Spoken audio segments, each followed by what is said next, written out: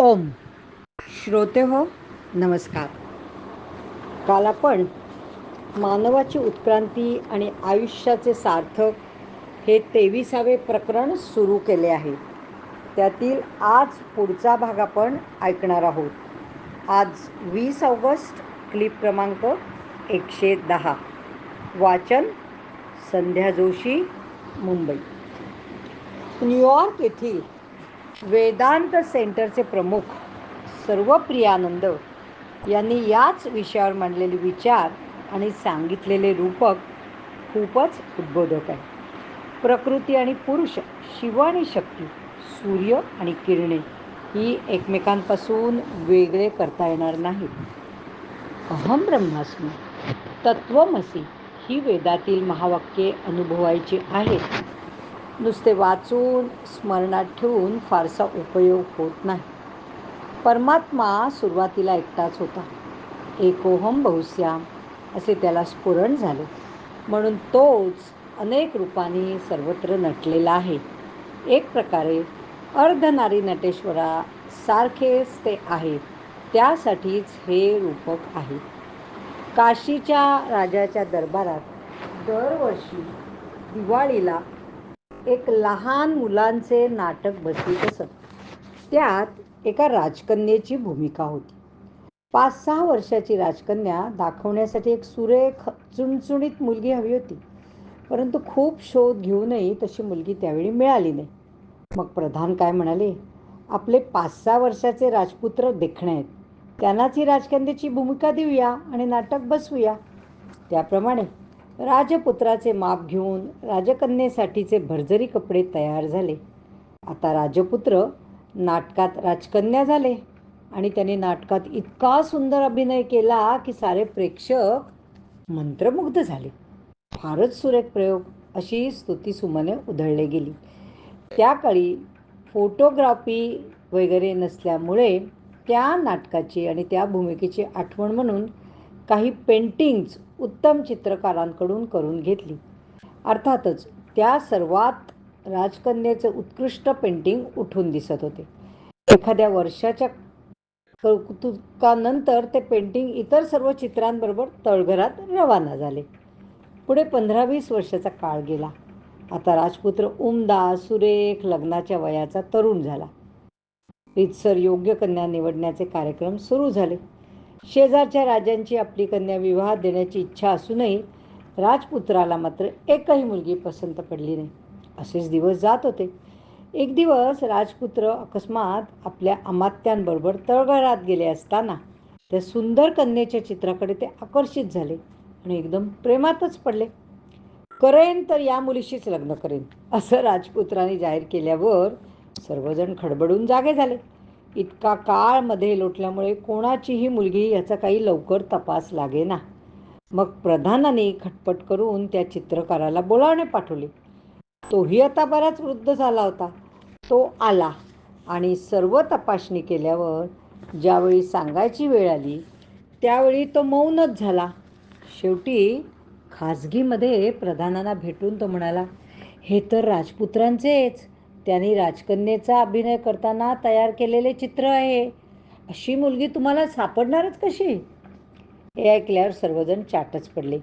आता राजपुत्राला सांगायचे कसे? शेवटी प्रधानाने ती जबाबदारी घेऊन राजपुत्राला विश्वासात घेऊन त्याला नीट समजावले आणि त्याचे समाधान झाले. शेवटी रूपकाचे तात्पर्य स्पष्ट आहे की प्रकृती आणि पुरुष, शिव आणि शक्ती भिन्न जरी दिसत असले तरी ते एकाचे दोन अविभाज्य घटक आहेत आणि ईश्वर त्या रूपाने सर्वत्र नटलेला आहे. अद्वैत सिद्धांत स्पष्टपणे समजण्यासाठी त्यांनी रज्जू सर्पाचेही उदाहरण दिले आहे. अर्धवट काळोखात वेटोळे घातलेली दोरी सर्पासारखी दिसते म्हणून तर गोंधळ होतो. स्वस्वरूप समजल्यावर म्हणजे प्रकाश पडल्यावर ती निव्वळ दोरीच आहे हे पटते. एका सोनाराकडे गोठ, पाटल्या, अंगठ्या असे खूप दागिने असलेले कपाट होते.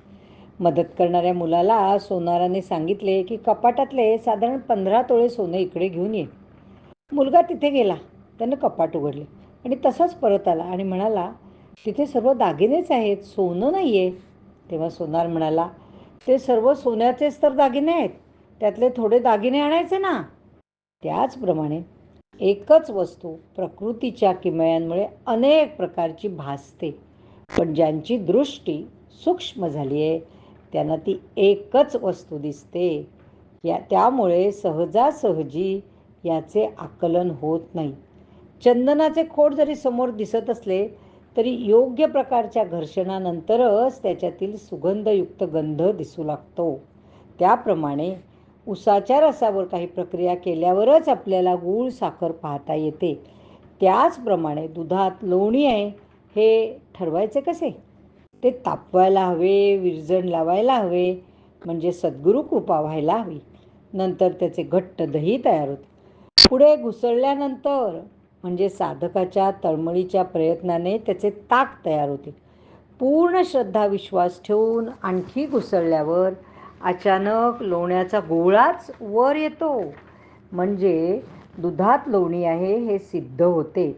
परंतु सुरुवातीला विश्वास कसा ठेवायचा आणि उत्साह कसा टिकवायचा? त्यामुळे अध्यात्म मार्गात साधकाला त्याचा उत्साह टिकून राहण्यासाठी आपला प्रवास योग्य मार्गावर चालला आहे हे पटण्यासाठी अधूनमधून छोट्या छोट्या अनुभवांच्या मार्फत प्रचिती येत असते आणि साधकाची ऊर्जा वाढत राहते आणि गुरुकृपेमुळे अनाहूतपणे आमूलाग्र बदल घडून येतो. या संदर्भात श्री गुरुचरित्रातील त्रिविक्रम भारतीची कथा बोध देणारी आहे. ते एक वेदज्ञ आणि तपस्वी ब्राह्मण होते. नृसिंह देवतेची उपासना आणि मानस पूजा त्यांना अत्यंत प्रिय होत्या. गाणगापूरजवळील कुमसी या गावी ते राहत असत. योगायोगाने श्री नृसिंह महाराजांचे आगमन गाणगापूरला झालेले होते आणि संगमावर त्यांचा मुक्काम होता. महाराज भिक्षेला गेले त्यावेळी एका वांझ म्हशीला पुन्हा पान्हा फुटलेला चमत्कार त्यांच्याकडून घडला होता. हा वृत्तांत राजापर्यंत पोचला आणि त्यांनी श्री नृसिंह महाराजांचे आदराने दर्शन घेऊन गाणगापूरलाच राहून भक्तांचे कल्याण करावे अशी नम्र विनंती केली आणि त्याप्रमाणे महाराज गाणगापूरला येऊन राहू लागले. त्रिविक्रम भारती यांच्यापर्यंत ही बातमी पोचली, पण त्यांच्या मनात सत्पुरुषांच्या चमत्काराविषयी शंका असल्यामुळे त्यांना महाराजांबद्दल संपूर्ण आदर नव्हता व ते दांभिक आहेत असेच वाटत होते. अशात एके दिवशी महाराजच म्हणाले की आपल्याला कुमसी गावी जायचे आहे, माझ्या भक्ताला भेटायचे. राजाने लगेच मेण्याची व्यवस्था केली आणि वाजत गाजत कुमसी गावाकडे सर्वजण निघाले. ज्यावेळी त्रिविक्रम भारतींना ही बातमी कळली त्यावेळी ते मानस पूजत होते. पण त्या दिवशी एक विचित्रच झाले. मानस पूजेत काही केल्या इष्टदैवतच समोर येईना, म्हणून थोडे निराश होऊन महाराजांची मिरवणूक बघण्यासाठी घराबाहेर आले. महाराज मेण्यात बसले होते. सहज दृष्टादृष्ट झाली आणि महाराजांनी मंद हास्य केले. एवढ्या कृपेमुळे त्रिविक्रम भारतीच्या अंतरंगात अचानक एक बदल झाला. महाराजांच्या ठिकाणी त्यांना इष्टदैवत दिसू लागले. एवढेच नव्हे तर सर्व भोई जनसमुदाय, हत्ती, घोडे या सर्वांमध्येच त्यांना इष्टदेवतांचे दर्शन झाले. त्यांचे अक्षरशः हृदय परिवर्तन होऊन महाराज हे सामान्य व्यक्ती नाही आहेत हे मनोमन पटले. त्यांनी साष्टांग नमस्कार करून आपण संपूर्ण शरण आहोत हे सांगितले. नंतर हे सारे चित्र बदलले आणि महाराज म्हणाले, दांभिकपणा म्हणजे काय ते आता तू सांग. या प्रश्नावरून त्रिविक्रम भारती खूप ओशाळले आणि आपल्या मनातले सर्व विचारतरंग महाराजांच्या अगोदरच लक्षात येतात याची खात्री पटली. महाराजांच्या कृपेमुळेच त्यांचा उद्धार झाला. या प्रकरणातली आजची पुढची दुसरी क्लिप आपण आजच ऐकूया. क्लिप क्रमांक 111 ह्याचाच पुढचा भाग.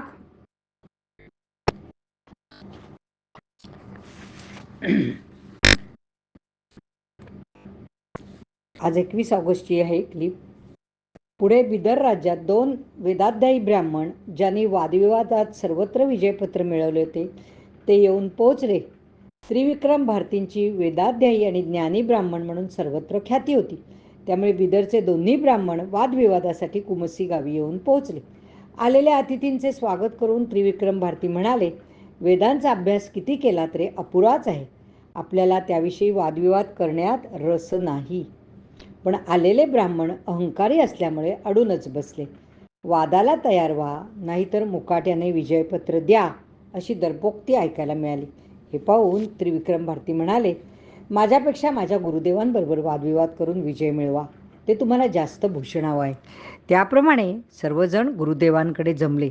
संभाषणाच्या ओघात महाराजांनी त्या ब्राह्मणांना पदोपदी समजावून सांगण्याचा आटोकाट प्रयत्न केला.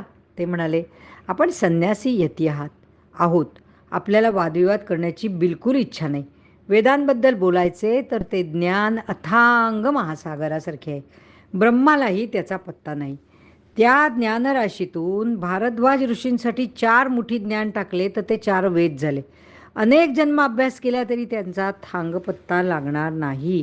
तुम्ही मुकाट्याने परत जा. हे देखील त्या उद्दाम ब्राह्मणांनी न ऐकल्यामुळे महाराजांच्या हातून आणखी एक अद्भुत चमत्कार घडला. त्याच वेळी रस्त्यावरून जाणाऱ्या एका मातंग व्यक्तीला बोलावून घेण्यात आले. त्याने महाराजांना अत्यंत आदरपूर्वक नमस्कार केला. त्याच्यासमोर 7 रेषा ओढण्यात आला आणि त्याला भस्मलेपन केले. तो जसा एक एक रेषा ओलांडत होता तसा तसा त्याच्या तात्काळ बदल होऊन तो वेगळेच बोलू लागला. मी आता केवट आहे, मी आता शूद्र आहे, मी आता वैश्य आहे, आता मी क्षत्रिय योद्धा आहे, आता मी वेदवत्ता ब्राह्मण झालो आहे, अशी शेवटची रेष ओलांडल्यावर तो म्हणाला. शिवाय त्याचे शरीर ज्ञानाने तेजपुंज दिसू लागले. हा सर्व अघटित प्रकार पाहून ते 2 ब्राह्मण अत्यंत भयभीत होऊन आपली धडगत नाही असे वाटून काकुळतीला आले. हे सर्व झाल्यावर आता वादविवादाला तेच तयार होईनात. कारण वादाला बसल्यावर परिणाम काय होणार हे त्यांना स्पष्ट दिसत होते. त्यांनी गुरु महाराजांना साष्टांग नमस्कार घातला आणि पुन्हा पुन्हा क्षमायाचना करून आपल्याला वाचवावे अशी करुणा भाकली. पण त्यावर महाराज ठामपणे म्हणाले, आता ती वेळ निघून गेली आहे. तुमच्या पूर्वीच्या पापकृत्यांबद्दल आणि उद्दामपणाबद्दल तुम्ही शिक्षेस पात्र आहात. हे ऐकल्यावर मात्र ते काकुळतीने गयावया करू लागले. गुरु महाराज पुढे म्हणाले, तुम्ही दोघेही गंगा तीरावर जा. स्नानानंतर 12 वर्षे ब्रह्मराक्षसाचे जीवन जगावे लागणार, त्याला पर्याय नाही. पण तुम्हाला पश्चात्ताप झाल्यामुळे त्यानंतरच्या काळात एक दिव्य ऋषींच्या तोंडून शुक्ल नारायण सूत्र ऐकल्यावरच तुम्हाला मुक्ती मिळेल. त्याप्रमाणे खिन्न मनाने पण तरी अंतिमतः गुरूंनी आपले कल्याणच केले आहे याची खात्री पटल्यामुळे ते गंगातीरी निघून गेले. आपल्या विद्वत्तेबद्दल आपल्याला अवास्तव अभिमान अहंकार निर्माण झाला तर आपण मिळवलेले ज्ञान निरुपयोगी तर होतेच, शिवाय अधोगतीकडे प्रवास घडतो, हे गुरु महाराजांनी उदाहरणांवरून दाखवून दिले. अनंतकोटी ब्रह्मांड नायक राजाधिराज सच्चिदानंद सद्गुरू ही जी बिरुदावली आहे ती उगाच नाही आहे. असंग, कुटस्थ, साक्षी, निर्विकार, सच्चिदानंद स्वरूप परब्रह्म हेच लोककल्याणासाठी सद्गुरु रूपदी आरूढ झालेले आहे. हेच गुरुतत्वाचे रहस्य आहे. हे लक्षात घेऊन त्या पद्धतीनेच आदराने वागणे, बोलणे आणि सेवा आपल्यातून घडावी याविषयी दक्ष असावे लागते. त्या सर्व शक्तिमान परमात्म्याचा एक अंश म्हणून जीवात्म्याने आपल्या प्रारब्धाप्रमाणे जन्म घेतलेला असतो. सद्गुरू लाभ झाल्यानंतर त्या उत्तम संधीचा पूर्ण उपभोग करून घेऊन आपली सुटका करून घ्यावी, हे आपल्या कल्याणाचेच ठरते. साक्षात्कार, सस्वरूपाची ओळख हे मोठे मोठे शब्द आहेत.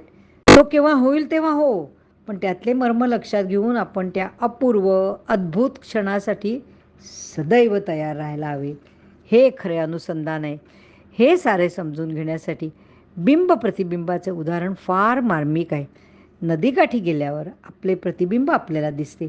पाण्यात हालचाल झाली की तेही वेडेवाकडे होते आणि काही वेळा नाहीसेही होते. म्हणजे त्याचा अर्थ आपण स्वतः नाहीसे झालो का? मुळीच नाही, कारण आपण मूळ स्वरूपात काठावर आहोतच की. प्रतिबिंब आले आणि गेले तरी आपण कायम आहोत. दुसऱ्या उदाहरणात सूर्य आकाशात स्थिर आणि साक्षी रूपाने तो आपला प्रकाश देतो. त्याच्या किरणांमुळेच वृक्षवल्ली जिवंत आहेत. तो आहे म्हणूनच समुद्राचे बाष्पीभवन होऊन पाऊस पडतो. आणि समजा एक दिवशी पृथ्वीवरचे सारे अस्तित्व जरी संपले तरी तो आहे तिथेच सदैव असेल. त्याप्रमाणे चितशक्तीमुळे आपली निर्मिती झाली आहे. या प्रपंचामध्ये प्रतिबिंबासारखे आपण सदैव वावरतो.